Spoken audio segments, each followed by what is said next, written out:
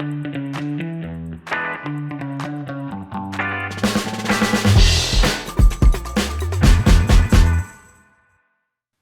Cairo, there are moments that I stop working suddenly, just like being in two different worlds. I ask myself what I'm doing here. How did I come here? It's not my life, not my neighborhood, not my family or friends. It's very painful to remember what happened in Gaza. What was my dreams for the future?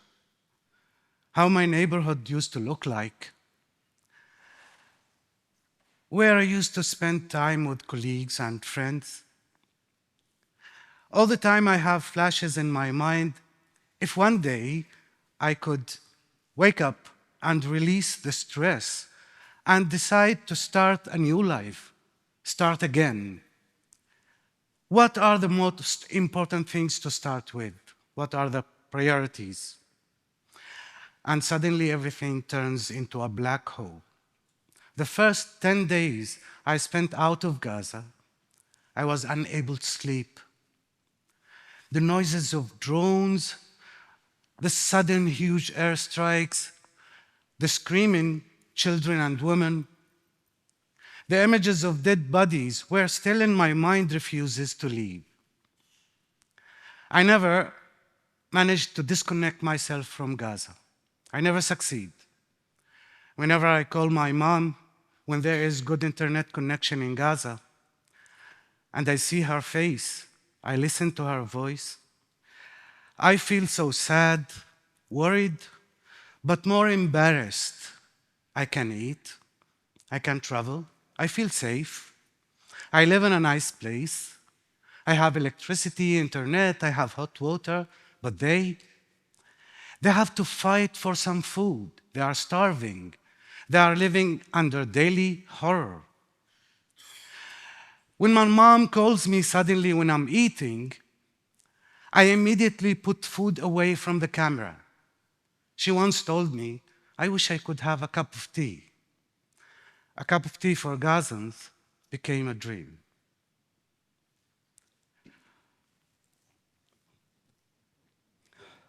At the first beginning of the war, I had the first shock and dilemma.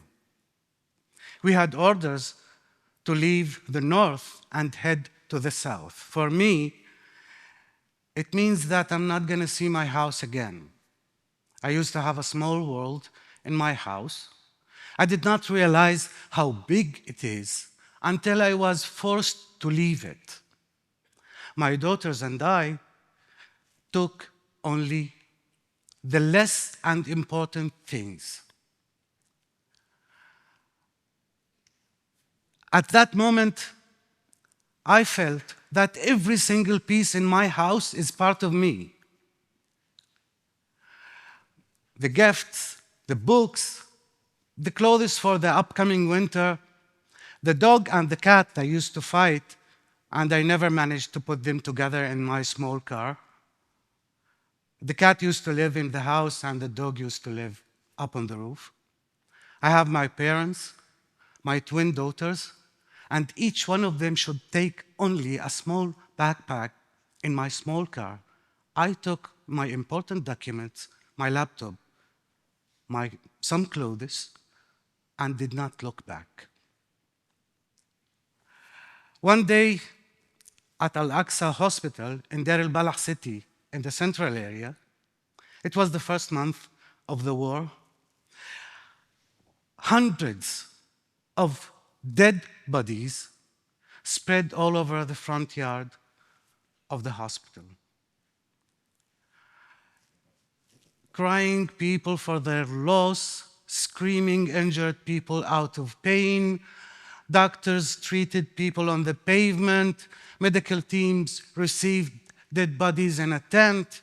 There was no room in the morgue.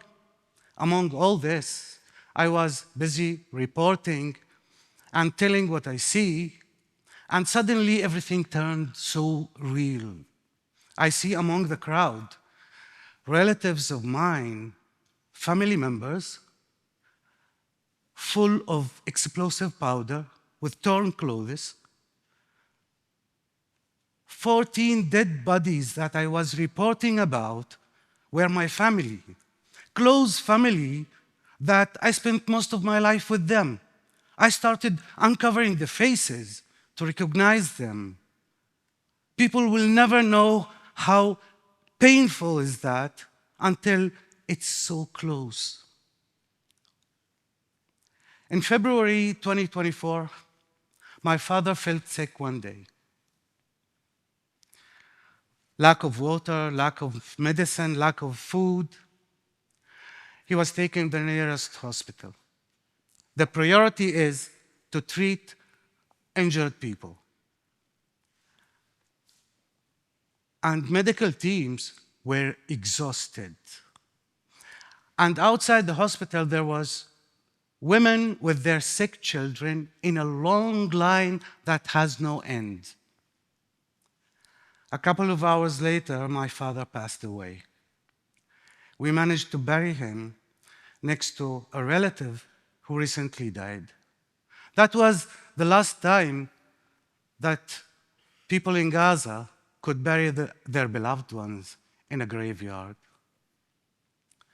Then it's my colleagues, journalists, who used to back each other, exchange information, support each other, people that I spent with them tough times and joy times.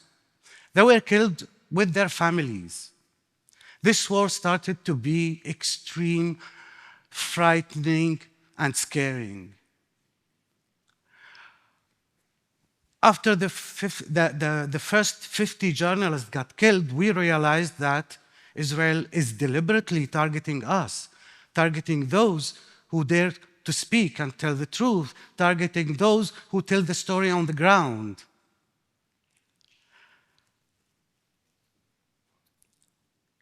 It was clear and obvious that we are targeted. Israel also prevented foreign journalists from entering the Strip. From this moment, we started looking at each other in a silent, inquisitive eyes. Just like saying, is it saying goodbye? Is it fear that we don't want to show? Each journalist had his own dilemma, but we all had the same feeling. Am I going to be next? Where? Can I save my family? Although we kept working under unbelievable conditions. No internet, no communication, no fuel for transportation, displaced so many times, separated from our families, but we kept working and telling the story.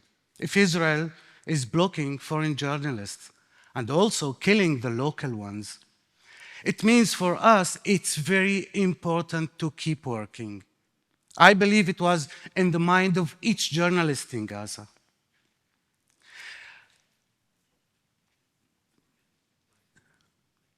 But being together in the same place was a huge risk. We used to work in tents inside hospitals. Hospitals that offered us sometimes electricity and also internet connection to upload materials outside. But it was a huge risk until 3 colleagues were targeted in the tent inside the hospital. By a coincidence, I wasn't there. I decided to move. I took my daughters and went to Khan Yunis city. But working as a journalist became harder. I need to find a spot, a place to be connected to the internet to send my articles. In Khan Yunis city, I joined a nice family. I used to work for ANSA and La Repubblica newspaper. As they told me back then, I was the only voice in Italy from Gaza. But working became harder and harder. Due to starvation, 4 people had to share 1 meal. I lost 10 kilos. The vest and helmet became heavier.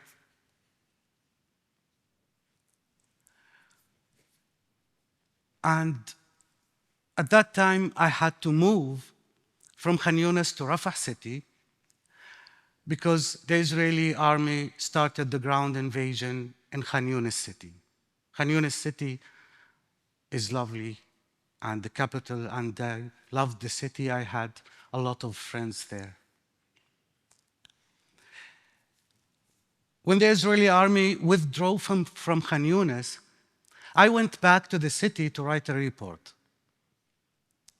It was shocking even more. Dead bodies were every corner. The smell was so strong. People came back to their neighborhoods to look for remains of their properties under the rubble. I decided to leave Gaza. I could no longer handle the trauma. It took me out of Gaza physically, but not mentally. I have never visited Italy before. It was a dream. My colleagues, when we used to talk with my colleagues in Rome, we spent hours on the phone, disconnected hundreds of times, and they kept trying to get my article. And they kept saying at the end of each call, "See you in Rome soon." They were talking about my dream that I felt it will never happen. I was more close to be a memory, to be a photo of a victim on the wall. So many times I felt hopeless and helpless, unable to do anything.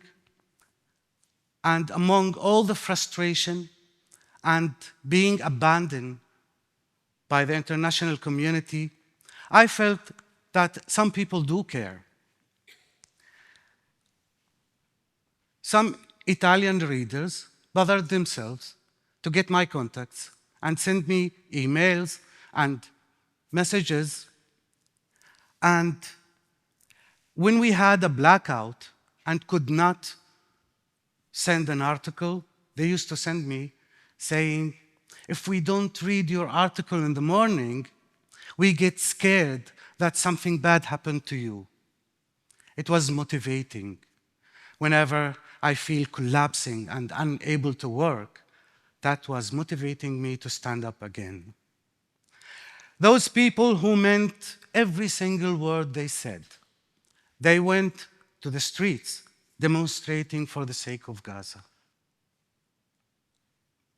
And later on, they sent me photos and videos that showing me that what we do really makes a difference, makes more and more people go to the streets, demonstrate, and try to change the reality, try to end the genocide in Gaza. They made me believe that human sense will win at the end. And they also made my small dream of visiting Italy come true.